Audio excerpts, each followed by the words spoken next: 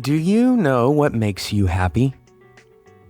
You may have a immediate reaction. You may immediately say that, of course I know what makes me happy.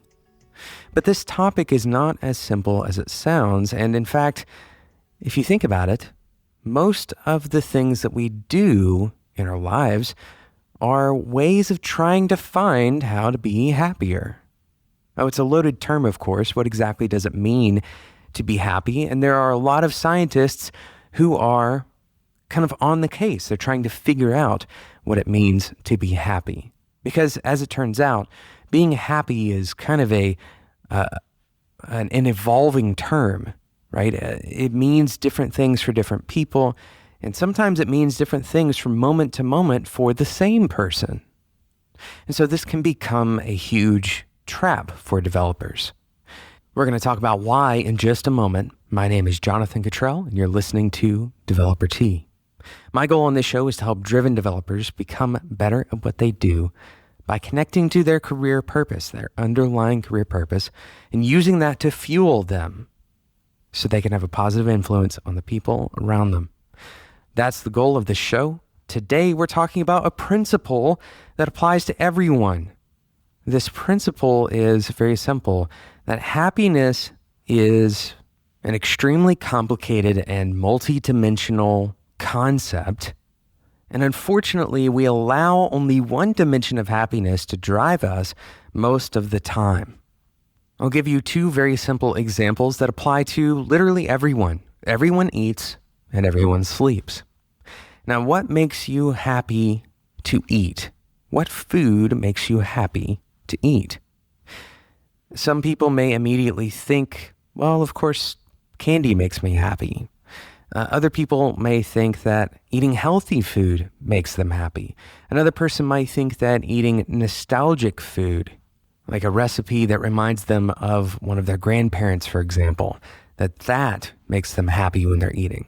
Other people say that whatever is the fastest thing, the thing that is cheapest. And there's so many different variables, but here's another reality to consider. What food would make you happy when you are full? Things have changed, right? Things have changed because now you probably don't even want any food. In fact, any food when you're substantially full is going to be repulsive. It's going to make you less happy. So it's not really a food that makes you happy then, is it? Here's another example. How much sleep will make you happy? This really depends on a lot of different factors, right? Let's say that the sleep that you need for today is 9 hours long, and unfortunately that makes you late for work. So what we start getting into is these combined factors that even though 9 hours of sleep may make you physically feel better, you're going to experience significantly higher amounts of stress because you were late for work. And these interactions become really important. Now, why does this matter? What is so important about recognizing these kind of dynamic pieces of happiness? Well, because happiness at its core doesn't really have a definition. So very often what it means is, which decision do I want to make in a given moment? So really what we're trying to do is make a good decision, make a decision that releases those positive neurotransmitters that gives us that little bit of reward, that feeling of something good happened.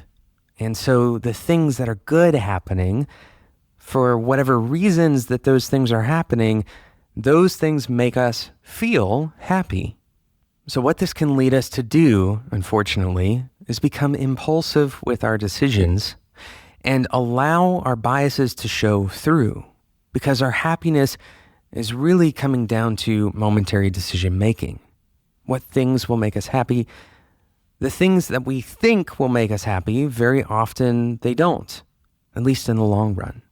The things that we think will make us happy, we're usually right, but only for a limited window of time. So we're going to talk about what that really means, and we're going to talk about ways that we can kind of move around this so we can engineer for more sustainable happiness right after we get back from talking about today's awesome sponsor, Linode. Speaking of things that will make you happy, something that makes quite a few developers happy is having less clicks to launch a server. With Linode, you can get an SSD server running in the Linode cloud in just a few clicks. You basically pick your distribution, your Linux distribution, you pick your node location, and then you pick your resources. And there's tons of resources that Linode provides, all different types of plans, starting at $5 a month for a gigabyte of RAM. And by the way, that $5 plan, that is still on an SSD. Everything about the hardware is still that top quality hardware. So $5 all the way up to their massive high memory plans. Of course, if you need that, then you probably already know what you need. But let's say that you're a brand new startup and you haven't done a lot of DevOps work, and suddenly your product needs to scale. Well, you can do that with Linode. And in fact, Linode will even provide professional DevOps services to you so that you can focus on the things that you need to focus on the most, which is your product and building out your code base, for example, rather than managing the server, making sure it doesn't fall down. That's what Linode can provide for you, on top of all these other services like Longview for long-term statistics on your server performance, tools like Node Balancer that allow you to put more than one Linux server into a balanced load. So in other words, multiple requests coming in, they can be routed to these servers automatically by Node Balancer. There's just tons of services that Linode provides, and it's built by developers so they know the types of problems that you're going to face, and they are trying to solve those with you. Go and check it out, spec.fm/Linode. You can get that $20 worth of credit, by the way. That's 4 months on that first starter plan, by the way. You can get that $20 worth of credit by using the code DeveloperT2018 at checkout. And that code is automatically applied if you go to spec.fm/Linode. Thank you again to Linode for sponsoring today's episode of Developer T. So what is this problem with happiness? We've kind of discussed that happiness is extremely hard to define, and it's going to be different for every person, and it's different for the same person given new scenarios, given new situations. It's going to be different for you based on your age, based on your location, based on your day-to-day experience even. So how can we ever get any control over our happiness? Well, the first thing to recognize is that typically the things that you achieve that become normal are not the things that are going to make you substantially happier. In other words, you may think right now that getting a particular job or earning a particular amount of money, that those things are going to, on their own, make you happy. Now, certainly there is a threshold with pretty much every parameter you ever try to manage in your life. But for the most part, as long as you're making enough to pay the bills and not have to, be cutting coupons every single day, as long as you're not struggling financially, as long as you're not going deeply into debt, typically larger salaries don't necessarily directly equate to higher levels of happiness. So this constant drive and wrapping all of our attention and all of our efforts around earning more money may be really not the best strategy for optimizing, at least as it comes to happiness. So what are the other things that kind of become standard? Well, a house, a car, even the electronics that you use, an iPhone, you've probably, or an Android for that matter, you probably owned multiple of these devices, and before you got them, very likely you had some kind of idea in mind of how much happier you would be once you got it. This is very normal. But once that newness wears off, once the change, kind of the acceleration phase of that new thing, once that has died down, it becomes a part of your normal routine. Well, now you're kind of looking for the next thing to make you happy. And if you want to understand some of these things that we do mistakenly or perhaps foolishly to try to be happier, then you can study all of the biases that we've talked about in the past. For example, we've talked about delayed gratification, how we want to have a reward earlier rather than later. And there are entire businesses built on that bias. because it's a human factor. It's something that we're kind of wired to want. Another great one that I'm learning more about actually today is called the distinction bias. When you look at two objects that are being sold and you're trying to compare them to decide which one you want, you're much more likely to compare the lower of the two, the obviously lesser of the two, more harshly than if you were to evaluate it on its own.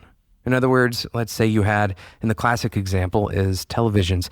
Let's say you had a 40-inch television and a 50-inch television next to each other in the store, and you're trying to judge, which one is going to make you happier.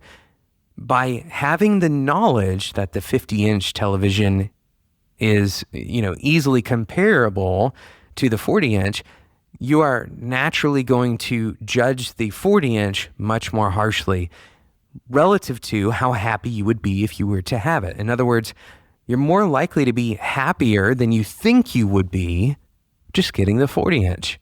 And perhaps just as importantly, the difference in happiness between the 40-inch and the 50-inch is relatively negligible. And your brain might parse it as feeling a sense of regret.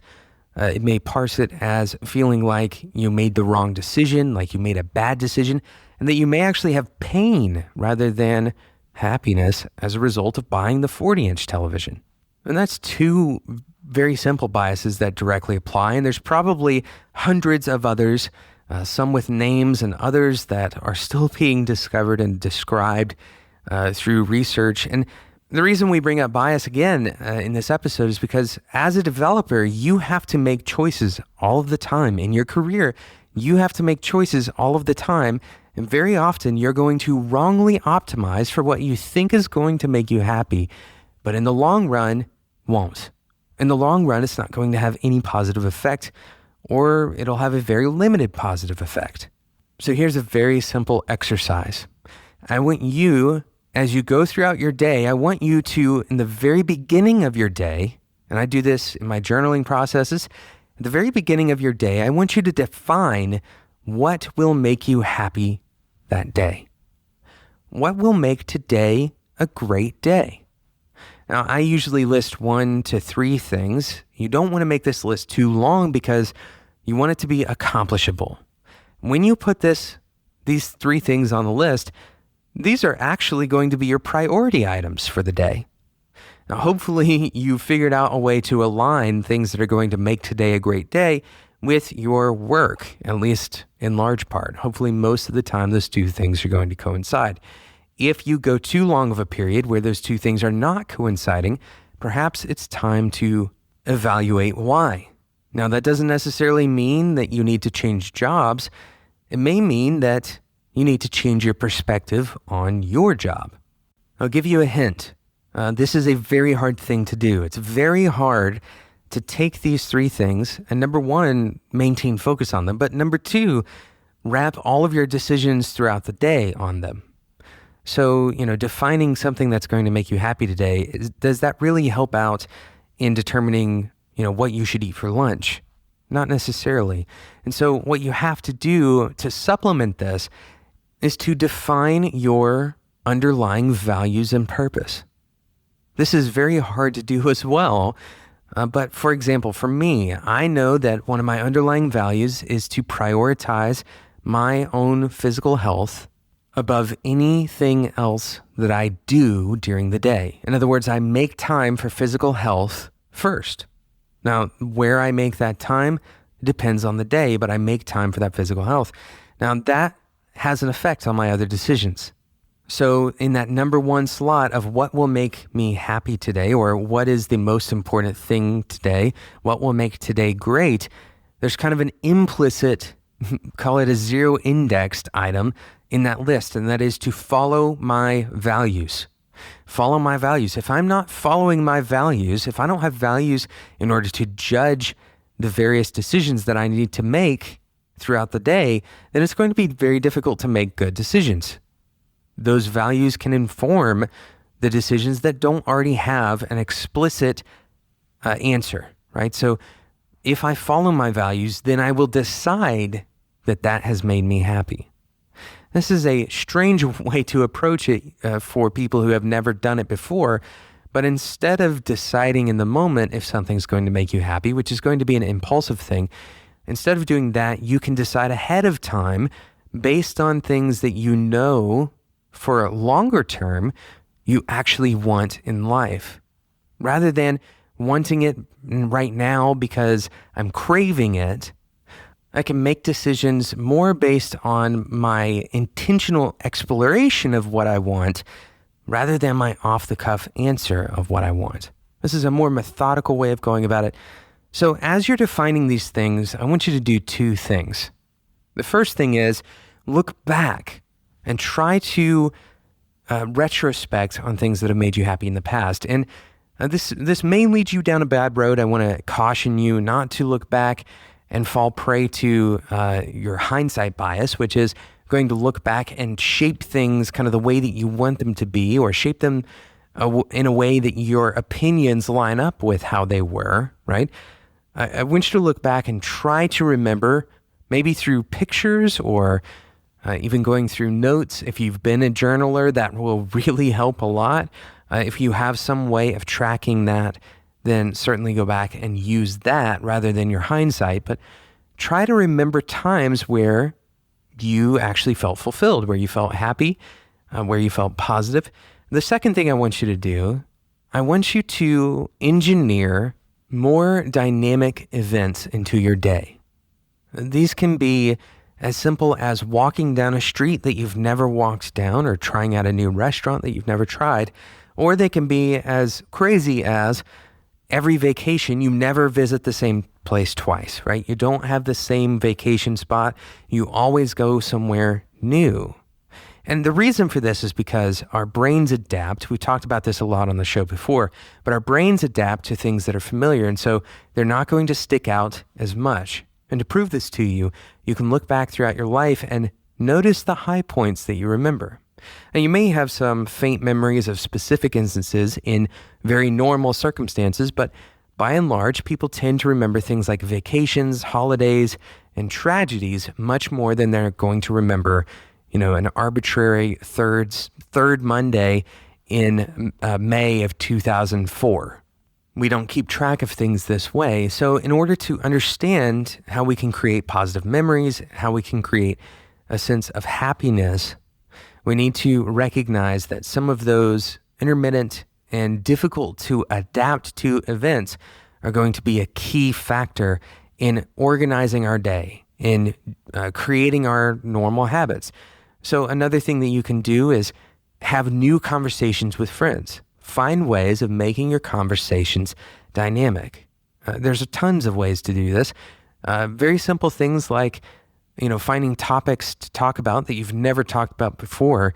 You can there's some online tools for this. There are games like Chuck Klosterman's card game. It's called Hypotheticals. It asks you crazy questions and requires you to talk about things that you would never come up with in your normal everyday discussion. So there's a lot of ways to do this, and every person is going to be different, but find ways of adding dynamic and kind of high bandwidth things into your day. Think about your brain as kind of a caching machine, right? We think about performance optimization, ways of lowering the load, right, on our users' machines or over a network connection. Our brain does the same kind of optimization. So one of the ways that we do that in a given project is to take advantage of caching. And our brain does a very similar thing. We cache everything that we're used to, and we kind of compress, right? We no longer have a need to reevaluate that thing because it's already been evaluated. We already have a model for it. We already have a way of kind of identifying what that thing means to us, how we relate to that particular thing. And your happiness is highly dependent on new experiences. It's dependent on things that you haven't really had before, new ways of experiencing new things, or new ways of experiencing the same old things. This goes for your solid relationships. And we aren't talking about trashing all of your relationships, for example, overnight. That's not the type of dynamic event engineering that I want to encourage. And hopefully we're going to have someone on the show very soon to talk about this specific subject. I'm really excited about it. I don't want to announce that just yet. But the idea of creating this dynamic environment to live in, this is much more likely to generate happy memories than if you go through the same motions and you strive after something that you think is going to make you happy without really considering, does this line up? Is this really my long term? Thank you so much for listening to today's episode of Developer Tea. This is such a big discussion, and it's very difficult to cover in a single episode. Certainly, we haven't covered it in a single episode. This is something that is an ongoing discussion, not just on this show, but in the scientific community, in the psychology research community, and neuroscience communities. And it's important that you don't overanalyze this in order to figure out what exactly is going to make you happy. That's a very difficult thing to do. Follow some really basic heuristics for yourself. Start by making your happiness less easily jerked around. Start by establishing a more intentional version of what you believe will make you happy, and then strive for that. Thanks again for listening, and thank you to today's sponsor, Linode. Linode's giving you a $20 bill to use on any of their services and plans. Head over to spec.fm/Linode to get started today. Thank you so much for listening. If you are enjoying Developer Tea, and if this is providing any value at all to your life, then economically speaking, doesn't it make sense to subscribe? Even if you're getting 1% better per year by listening to this show, it's totally free. So doesn't it make the most sense to subscribe in whatever podcasting app you're using? And then if you stop getting value out of it, you won't hurt my feelings if you unsubscribe. The whole goal of this show is to provide value, so I hope I'm doing just that. And if you believe that I am, then subscribe so you don't miss out on future episodes and future value that we deliver on the show. If you want to give back to the show, the best way to do so is to leave a review and a rating in iTunes. This is such a massive part of how other people find Developer Tea. So if you want other people to find it, go and leave a rating and review. Thank you so much for listening. And until next time, enjoy your tea.